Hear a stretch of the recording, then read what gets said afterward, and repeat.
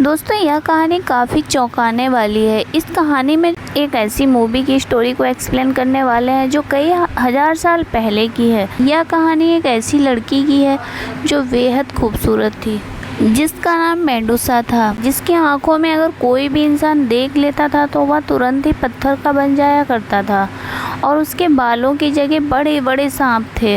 अगर उस महिला के पास कोई भी इंसान आ जाता था तो वे सांप उसे डसकर तुरंत ही खत्म कर देते थे। मेडुसा एक एथीना नामक देवी की पुजारन थी।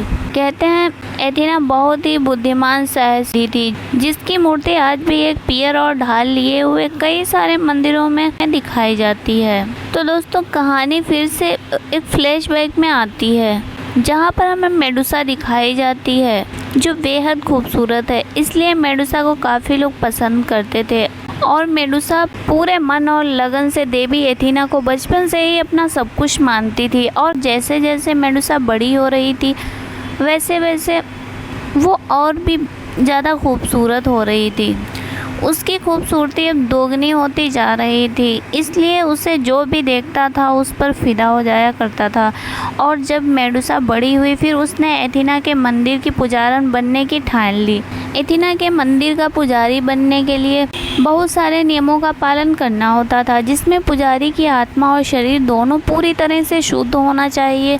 मेडुसा इन कड़े नियमों के बारे में बचपन से ही जानती थी, तो उसे देवी एथीना की पुजारन बनने में ज़्यादा कठिनाइयों का सामना नहीं करना पड़ा। और जब से मेडुसा देवी एथीना की पुजारन बनी तब से वह अपने तन मन को देवी एथीना को निछावर करते हुए दिन रात उन्हीं की पूजा अर्चना में अपना टाइम गुजारने लगी। धीरे धीरे जैसे जैसे टाइम बढ़ता गया, मंदिर में आने जाने वाले लोगों ने मेडुसा की सुंदरता के बारे में यह कहना शुरू कर दिया कि मेडुसा तो देवी एथीना से भी सुंदर है। और देवी एथीना अपने भक्तों के मुंह से मेडुसा की इतनी तारीफ सुनने के बाद उससे ईर्ष्या करने लगी थी। धीरे धीरे समय बीतता गया और मेडुसा की सुंदरता के बारे में दूर दूर तक बात फैलने लगी। कई लोग तो मंदिर में सिर्फ मेडुसा को ही देखने आते थे। फिर एक दिन देवी एथीना गहरी सोच में पड़ी हुई थी कि अब मेडुसा का क्या करें। उसी वक्त समुद्र देवता की नजर एथीना पर पड़ी। समुद्र देवता एथीना से बदला लेना चाहता था, क्योंकि कुछ समय पहले एथीना और पोसेidोन के बीच दुश्मनी थी, क्योंकि हेवल के एक शहर पर कब्जा करने के लिए युद्ध हुआ था जो कि देवी एथीना ने जीत लिया था। और यहीं से एथीना और समुद्र देवता पोसेidोन के बीच दुश्मनी हो गई थी। उस समय तो पोसेidोन ने हार मान ली थी, पर वह मौके की तलाश में था कि कब वह देवी एथीना से उसका बदला ले सके। फिर एक दिन मेडुसा कुछ मंदिर का सामान लेने बाहर गई हुई थी। तब उसी बीच पोसेidोन सोचने लगी एथीना से बदला लेने का यह मौका सबसे अच्छा है।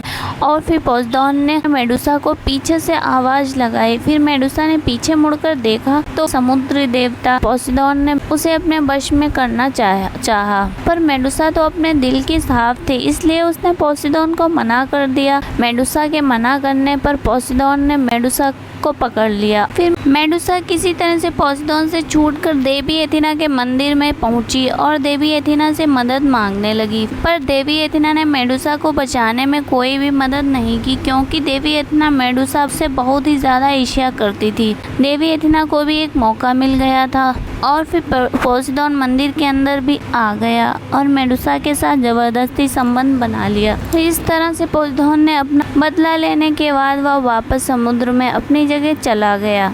और उसके जाने के बाद देवी एथीना ने अपने आप को मूर्ति से बाहर आकर मेडुसा को मंदिर और उसके शरीर को अपवित्र बताते हुए उसने श्राप दिया कि वह जिसको देखेगी वह तुरंत ही पत्थर का बन जाएगा। और मेडुसा अपने सुनहरे बालों के कारण ज्यादा खूबसूरत दिखती थी।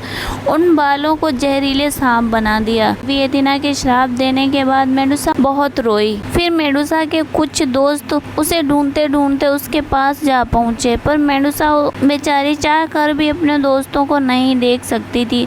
तभी उसके दोस्त ने उसके कंधे पर हाथ रखा, वैसे ही एक सांप ने उसके हाथ में काट लिया। ये देखकर मेडुसा अचानक से पीछे मुड़कर देखने लगी, वैसे ही उसका दोस्त पत्थर का बन गया। फिर मेडुसा बेचारी अपने दोस्त को पत्थर का बना देखकर बहुत रोई। धीरे धीरे मेडुसा के भयानक शरीर के बारे में दूर दूर तक बात फैलने लगी और फिर एक समूह बनाया गया और कहा गया कि जो इंसान मेडुसा को खत्म करेगा उसे बहुत बड़ा इनाम दिया जाएगा। फिर कई योद्धाओं ने मेडुसा पर आक्रमण भी किया, लेकिन मेडुसा ने उन सबको हरा दिया और वहां से दूर चली गई। धीरे धीरे उसके खौफनाक शरीर के चर्चे अब देवताओं तक पहुंच चुके थे।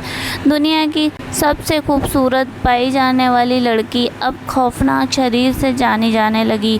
उधर मेडुसा बेचारी ने देवी एथेना से श्राप दिए जाने पर भी उसने देवी एथेना की भक्ति में कोई भी कमी नहीं रखी और वह लगातार पूजा करती रही, जिसे देखकर देवी एथेना को अपने किए पर बहुत ही अफसोस हो रहा था। अब देवी एथेना सोचने लगी कि उसने अपने भक्त की ज़रूरत पड़ने पर भी उसे साथ नहीं दिया और बिना उसकी गलती के उसे श्राप दे दिया। कहते हैं एक दिन देवी एथेना ने जिउस के नाजायज बेटे को मेडुसा को मारने के लिए भेजा और अपनी ढाल दी। जब मेडुसा को मारने मेडुसा के पास पहुंचा, तब मेडुसा देवी एथेना की ढाल पहचान गई और मेडुसा समझ गई कि उसे देवी एथेना ने ही भेजा है।